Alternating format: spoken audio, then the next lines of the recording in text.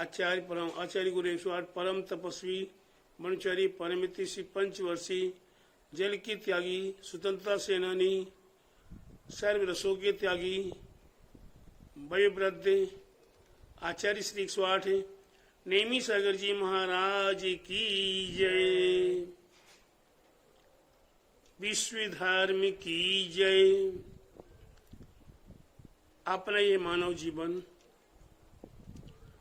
आज किस प्रकार से बीत रहा है और हमारे आचार्यों ने कहा किस प्रकार से बीतना चाहिए।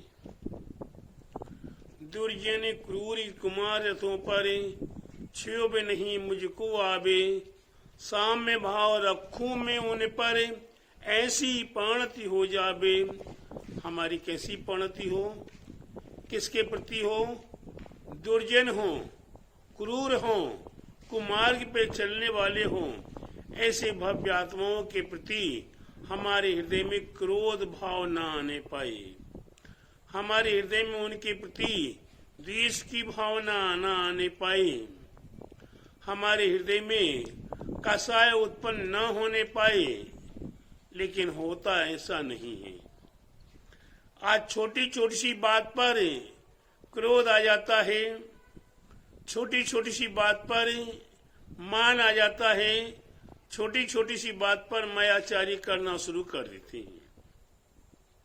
प्यारे बंधुओं, इन दोनों में कितना अंतर है। एक मोक्ष का साधन है, स्वर्ग का साधन है, और एक नरक और निगोद का साधन है। आपको कहाँ जाना है? नरक में जाना है, निगोद में जाना है, पशु बनना है, कुत्ता बिल्ली सुअर बनना है? नहीं चाहता कोई भी कुत्ता बिल्ली नहीं बनना चाहता। कोई भी चूहा चींटी नहीं बनना चाहता। कोई भी नरक में नहीं जाना चाहता। तो प्यारे बंधुओं, ऐसी करनी कर चलो इसमें अपना भाग्य सुधर जाए। हमें हमारे भाग्य को सुधारने के लिए, हमें हमारे भाग्य को बनाने के लिए हमें किसी और की आवश्यकता नहीं है। हमें केवल मात्र अवलंबन चाहिए। अवलंबन हमारे लिए हमारे प्रभु भगवान, जिन्होंने पंचभूतों को जीत लिया है, अब परम परमात्मा भगवान बन चुके हैं। उन्हीं का अवलंबन चाहिए। वो जिस रास्ते पर चले हैं, जैसी जैसी बातें उन्होंने स्वीकार की हैं, जैसे जैसे नियम व्रत ने पालन किए हैं, वैसे वैसे ही हमें पालन करना होगा। उसके लिए हमारे लिए ग्रंथों की आवश्यकता है। हमारे पूर्व महापुरुषों ने ये ग्रंथों में आधार बताए हैं। हिंसा मत करो, झूठ मत बोलो, चोरी मत करो, कुशील सेवन मत करो, परिग्रह का संचय मत करो, क्रोध मान माया लोभ से बचो आदि हमारे लिए बताने का प्रयास किया। हमें हमारे जीवन को और भी संभालने के लिए सप्तविशन बताए हैं। उन सप्तविशनों का सेवन मत करो, जुआ मत खेलो, चोरी मत करो, व्यभिचार मत करो, पर स्त्री पेशा सेवन मत करो, हिंसा आदि मत करो, पंचमकार मांस मछली अंडा आदि का त्याग करो आदि इस प्रकार से बताने का प्रयास किया है। तो प्यारे बंधु, हम इनमें से कितना पालन कर रहे हैं, हम कितनी बात मान रहे हैं, हम अपने जीवन पर एक बार विचार तो करें। हमें हमारे जीवन को सार्थक करने के लिए हमें कुछ तो प्रयास करना ही पड़ेगा।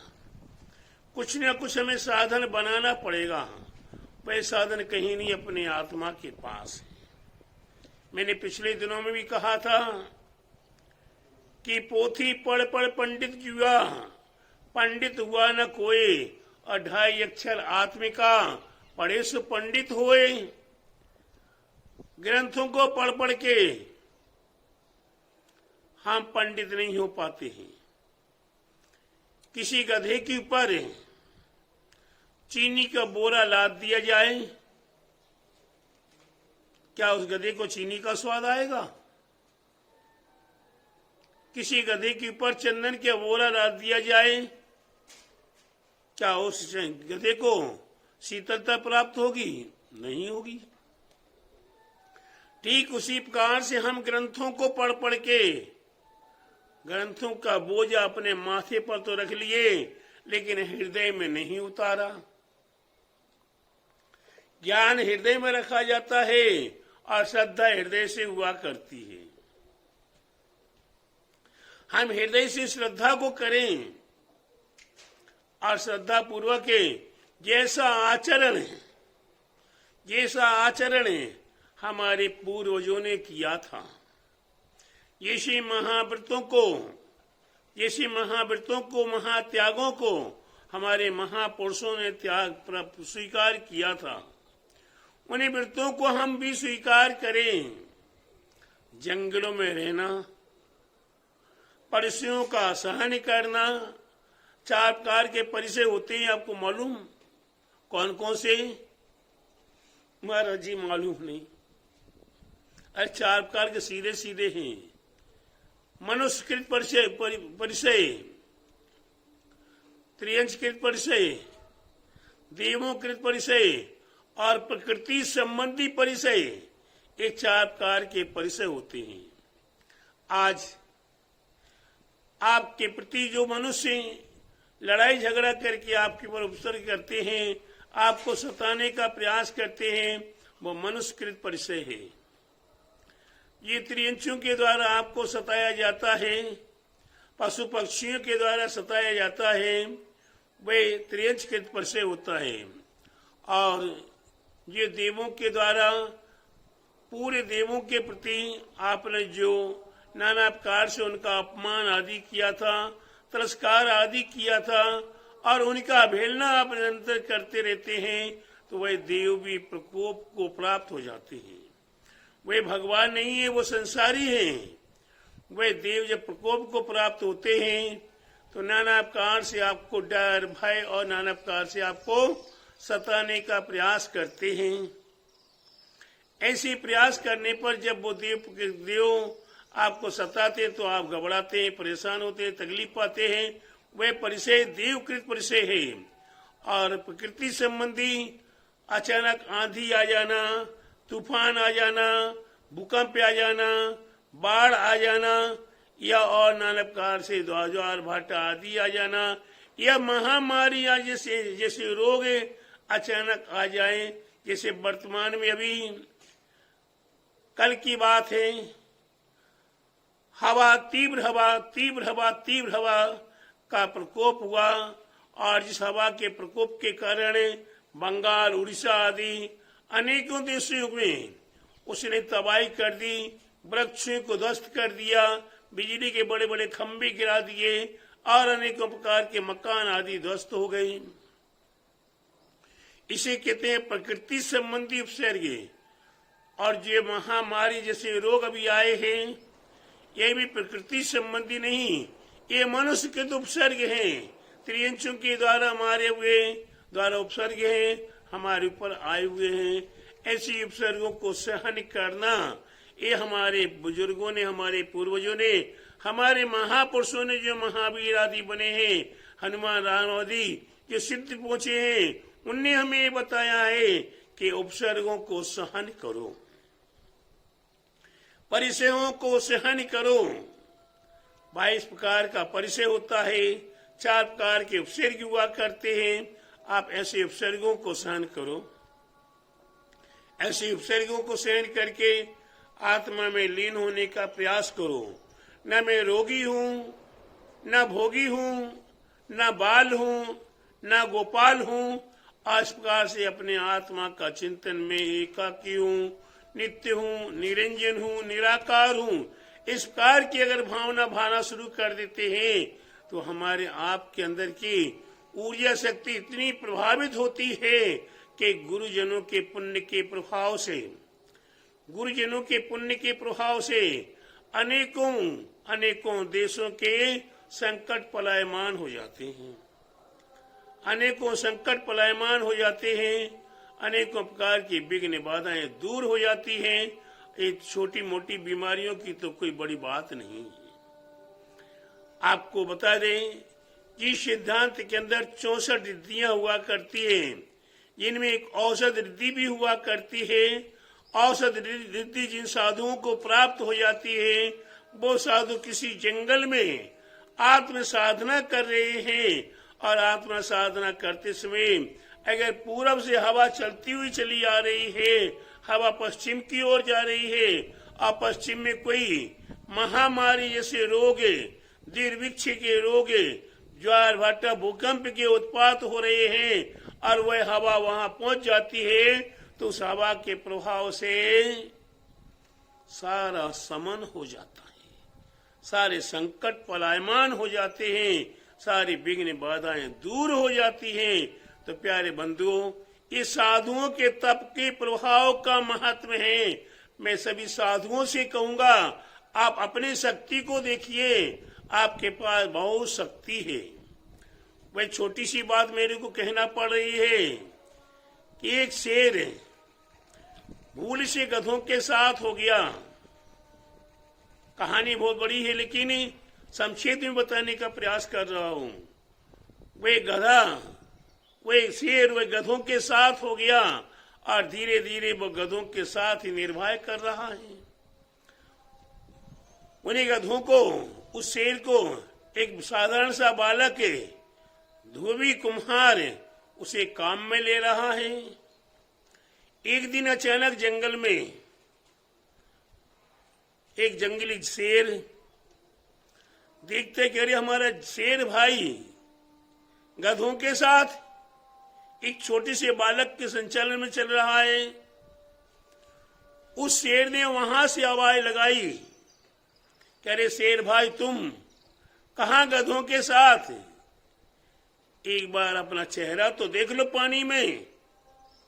उसने अपने चेहरे को देखा, कह मैं तो शेर हूं, इन गधों को देखो, ये गधे हैं। अरे एक बार तो अपनी आवाज तो लगाओ, धार लगाओ। सामने वाले गधे शेर की आवाज सुनकर इस गधे शेर ने भी आवाज लगा दी। आवाज लगाते ही ना गधों का पता रहा, ना बालक का पता रहा, ना संचालक का पता रहा। सब 3, 13, 9, 11 हो गए, और वह शेर जो था वह अपने शेरत्व को प्राप्त करके अपने जंगली शेर के पास जा चला गया, जंगल में स्वतंत्र रहने लगा। प्यारे बंधु, वही आप सभी साधुओं के पास है, सभी संतों के पास है, सभी महापुरुषों के पास है ये शक्ति है। अपनी शक्ति को प्रकट कीजिए, अपनी शक्ति का भान कीजिए, और उस शक्ति के प्रभाव से संपूर्ण जगत के रोगों को हरने का आप भाव कीजिए। कैसे नहीं दूर होगा रोग? ये रोग सहज दूर होगा। आप प्रयास तो कीजिए। आप प्रयास ही नहीं करते, आप चुपचाप कोरोना है, कोरोना है, कोरोना रो रो के कमरे में बैठे रहो, साधना करो नहीं तो कहां से होगा? अगर रोते बैठे रहोगे तो रोना ही पड़ेगा आपको, और साधु धीरे धीरे कोरोना के ग्रसित हो जाएंगे। फिर आप करोगे क्या? अभी आपको चातुर्मास करना है, नगर से नगरांतर जाना है, रोते बैठे कैसे जाएं, कैसे जाएं, कैसे जाएं। अरे प्यारे गुरुजनों, महापुरुषों, अपनी शक्ति का भान कीजिए। पहले तो यह साधु का कोई एक स्थान है, हमें वहां जाना ही अनिवार्य है, वहां जाना अनिवार्य है, ऐसी कोई बात नहीं है। न नेमावर में कल्याण होगा, न कुंडलपुर में कल्याण होगा, न शिखर जी में कल्याण होगा, न गिरनार जी में कल्याण होगा, और न महावीर जी में कल्याण होगा, न पद्मपुरा में कल्याण होगा। कल्याण तो आपकी आत्मा में साधना करने से होगा। साधु का कोई एक स्थान नहीं है, लेकिन साधु जहां है उनका वही जगह है। उसी जगह पर साधना करें, उसी जगह एकांत में मेरे करें, तब त्याग करें, हरी वस्तुओं का त्याग कर दें, फलों का त्याग कर दें, सब्जियों का त्याग कर दें, सहजदार रोटी खाकर आत्म साधना करें। कहते हैं कि प्रभु का गुण गाना है तो दाल रोटी खाओ और प्रभु के गुण गाओ। तो अपने प्रभु के गुण गाने के लिए, अपनी आत्मा के गुणों को गाने के लिए, आत्मशक्ति को प्रकट करने के लिए, औषध रिद्धि को प्रकट करने की भावना कीजिए और संपूर्ण जगत के सुख को प्राप्त कराने की भावना करें। यही हमारा आप सभी साधु संतों से पुनः पुनः करबद्ध हाथ जोड़कर निवेदन है, करबद्ध हाथ जोड़कर निवेदन है कि सभी साधु संत केवल मात्र अपने आत्मशक्ति का भान करें, औषध रिद्धि का भान करें, औषध रिद्धि को प्राप्त करने की भावना करें। यही आपके जीवन का सार वर्तमान में। बाद बाकी तो मोक्ष की साधना करनी ही है। ये आप एक एक साधना करेंगे तो आप भी मोक्ष की साधना कर सकेंगे। तो प्यारे बंधु, आप इस मनुष्य होने के नाते, मानव होने के नाते हम महावीर बनने के भावनाओं के साथ आगे बढ़ रहे हैं। हम हनुमान बनने की भावना से बढ़ रहे हैं, हम भगवान बनने की भावना से आगे बढ़ रहे हैं। अवश्य आपकी भावनाएं सफल हो, आपका सबका जीवन मंगलमय हो। मैं साधु संतों से करबद्ध निवेदन हाथ जोड़कर करता हूँ। भव्य आत्माओं के लिए दोनों हाथों से मंगल आशीर्वाद देता हूँ कि आप सभी भव्य आत्माएं अपने गुरुजनों की आप सेवा करें, भक्ति करें और उनकी यथा योग्य व्यवस्था करके उनकी आत्म साधना की व्यवस्था करें, अपने जीवन को सार्थक करें। बोले महावीर भगवान की जय।